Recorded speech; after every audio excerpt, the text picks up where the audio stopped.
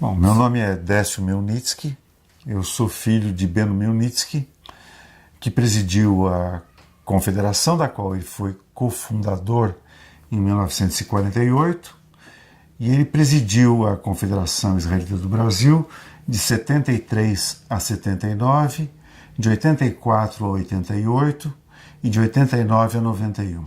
Meu pai presidiu a CONIB num período muito difícil, esse primeiro período de 73 a 79, antecedido aí de um tempo no qual ele estava na presidência da Federação Israelita do Estado de São Paulo. Ele era vice-presidente da CONIB. O presidente da CONIB nessa época era o Dr. Moisés Kaufmann, e foi o período em que se solidificou a amizade entre meu pai e o Dr. Moisés. O Dr. Moisés já estava um pouco mais idoso e meu pai passou a ter uma atuação um pouco mais intensa na CONIB. E era um tempo delicado, porque é o período mais difícil da Revolução de 64. É o período do governo Médici e do governo Geisel logo depois. Esse período é um período em que você tem dois fatos marcantes. Do ponto de vista comunitário, de amplitude estritamente comunitária, você tem o voto antisionista do Brasil. Na verdade, o que ocorreu foi uma equiparação provocada pela ONU de sionismo à modalidade de racismo. E o Brasil endossa essa resolução num dado momento importantíssimo, tendo aqui no Brasil devidamente registradas como associações civis as organizações sionistas estaduais, a Organização Sionista do Brasil, e que continuaram normalmente a funcionar. Na época, meu pai, presidindo a confederação, viaja a Brasília para conversar com o então presidente Geisel.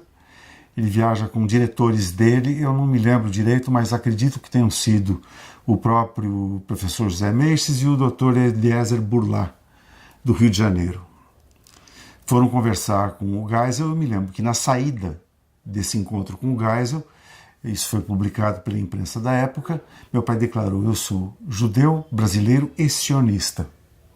E ao voltar para São Paulo, pôde assegurar aos então presidentes da Organização Sionista do Estado de São Paulo e do Brasil a continuidade da atividade sionista, porque aquilo tinha sido uma medida adotada pelo Brasil pro forma, era uma questão de política externa, interesses, conveniências momentâneas, e o Brasil então agiu daquela forma, como uma espécie de show-off. Era para mostrar para o restante do mundo, mas não era para valer internamente.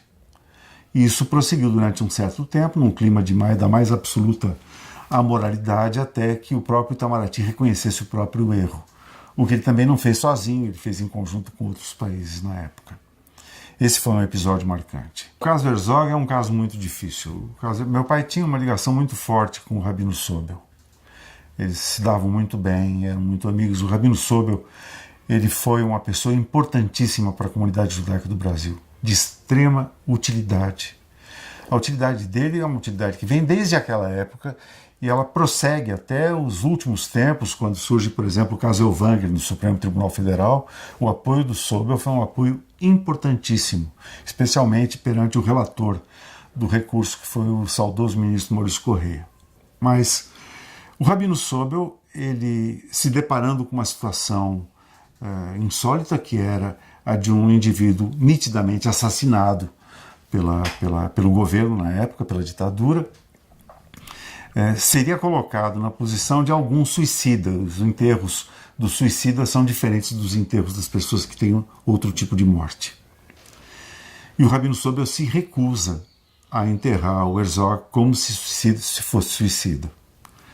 E nessa época, o Rabino Sobel, cidadão norte-americano, com a retaguarda normal que um norte-americano teria aqui no Brasil, precisaria de uma retaguarda para poder assegurar também à própria comunidade judaica o seguimento de um ritual próprio de um sepultamento de um indivíduo que não se matou.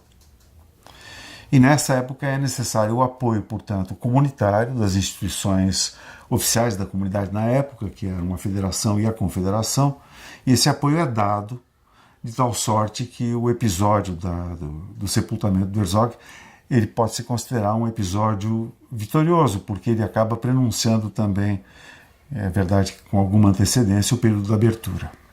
A importância da CONIB está em fazer com que os judeus, que têm inúmeras, múltiplas vozes, não existem dois pensamentos iguais, torcem para times de futebol diferentes, têm ideologias diferentes, mas para que eles possam ter alguém que os represente pelo fator unitário, que é o fator de serem judeus, perante terceiros, perante o governo, perante a grande sociedade da qual nós fazemos parte. Então, a importância da CONIB é essa, fundamentalmente. A CONIB, ela representa a voz das inúmeras vozes judaicas que você tem dentro de um país. No caso aqui é o Brasil. E a CONIB está ligada ao Congresso Judaico Latino-Americano, de que ela faz parte, e ao Congresso Judaico Mundial. É importante que o Brasil possa se manifestar representando os 120 ou 130 mil judeus que ele tenha, que são uma torcida pequena, mas barulhenta. Importante.